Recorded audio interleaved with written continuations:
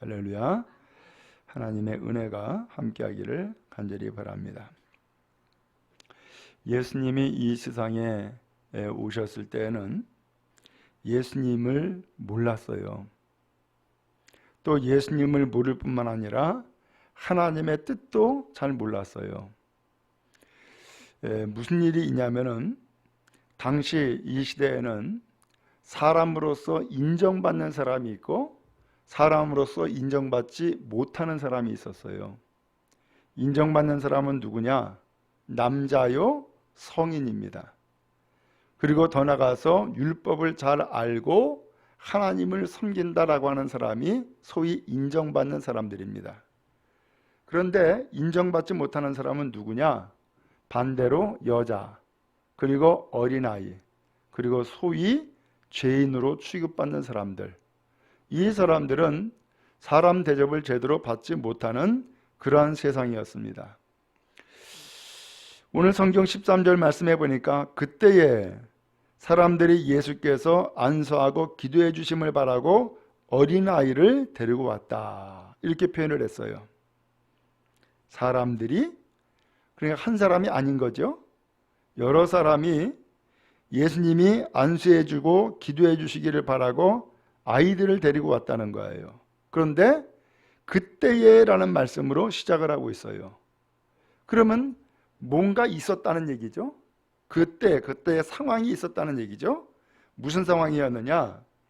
앞에 내용을 보면은 이혼에 대한 말씀을 예수님이 하시는 거예요.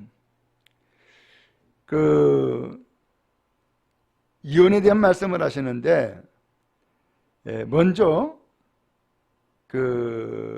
사람들이 예수님을 시험하기 위해서 질문을 했어요. 그 질문의 내용이 뭐냐면은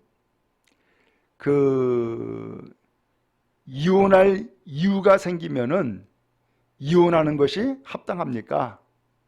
라고 물어본 거예요. 그러니까 예수님은 이 사람이 이렇게 질문하는 의도를 알까요, 모를까요? 알고 있는 거예요. 그래서 예수님께서는 창세기에 나오는 창조의 원리부터 설명을 해요. 하나님이 사람을 창조하셨는데 남자와 여자로 창조했다. 그리고 하나님께서 이 남자와 여자를 짝지어 주었는데 그래서 이 두 사람은 한 몸이 된 거다. 그렇기 때문에 하나님이 짝지어 준 것은 사람이 나눌 수 없다, 이렇게 설명을 했어요. 결국은 예수님은 이혼하라는 거예요, 하지 말라는 거예요? 이혼하지 말라는 뜻이죠.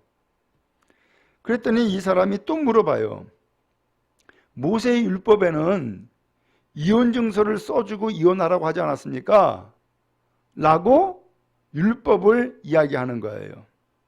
예수님이 또 이야기하죠. 그것은 인간의 완악함 때문이다.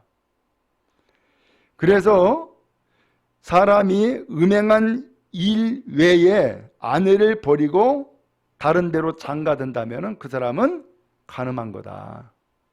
그러면서 예수님은 이혼을 엄격하게 막고 있고, 그리고 하나님의 뜻은 이혼이 아니라 남자 한 사람, 여자 한 사람, 이 두 사람이 부부가 되어서 일생을 살아가는 것이 하나님의 뜻이다 라고 하는 것을 설명을 해준 거예요.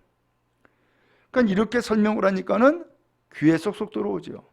아, 하나님의 뜻은 원래 남자와 여자로 창조하셔서 두 사람을 한 몸 되게 만드는 것이 하나님의 뜻인데 사람들이 완악해 가지고서 이혼하고 그러면서 율법을 들먹이면서 이혼해도 된다고 얘기한 거구나 라고 하는 것을 깨달았어요. 그러니까 사람들 가운데서 또 자기가 정말로 이해가 안 되는 것이 또 있었던 거예요. 그 이해가 안 되는 것이 뭐였느냐? 아이들은 왜 성전에 못 가냐? 아이들은 왜 예수님에게 나가지 못하냐? 라고 하는 궁금함 혹은 의문이 있었던 거예요. 근데 예수님이 이렇게 이혼에 대해서 깨끗하게 정리해 주시고 말씀해 주시니까, 야, 저 예수님이 말씀하시는 걸 보니까 우리 아이들 예수님 앞에 데려가서 예수님 앞에 안수기도 해달라고 해도 예수님은 해주겠다 안 해주겠다? 해줄 것 같다. 그래서 아이들을 데려온 거예요. 그랬더니 13절에 보니까는 제자들은 거꾸로 뭐 했어요? 꾸짖은 거예요. 뭐라고 꾸짖었을까요? 아니, 왜 아이들 데려왔냐고. 아이들 데려오지 못한다는 것을 모르냐고. 왜 이렇게 교양이 없냐? 왜 이렇게 분별함이 없냐? 그러면서 아마 나무랬던 것 같아요. 근데 예수님이 이 상황을 보신 거죠. 예수님이 말씀했어요. 14절에 어린아이들을 용납하고 내게 오는 것을 어떻게 해라? 금하지 말아라. 천국이 이런 사람의 것이다. 라고까지 말씀을 하는 거예요. 어린아이 용납해라. 예수님 앞에 오는 거 금하지 말아라. 그 다음에 심지어는 천국은 이런 사람의 것이다. 라고까지 이야기를 하는 거예요. 이야, 높여도 어마어마하게 높이는 거네. 그래서 다른 성경에도 보면은, 다른 내용에도 보면은 이 천국을 말씀할 때에 어린아이와 같지 않으면 결단코 천국에 들어가지 못한다 라고 하는 말씀까지 심지어 하지 않았어요? 근데 이번에는 예수님이 천국은 이런 사람의 것이다.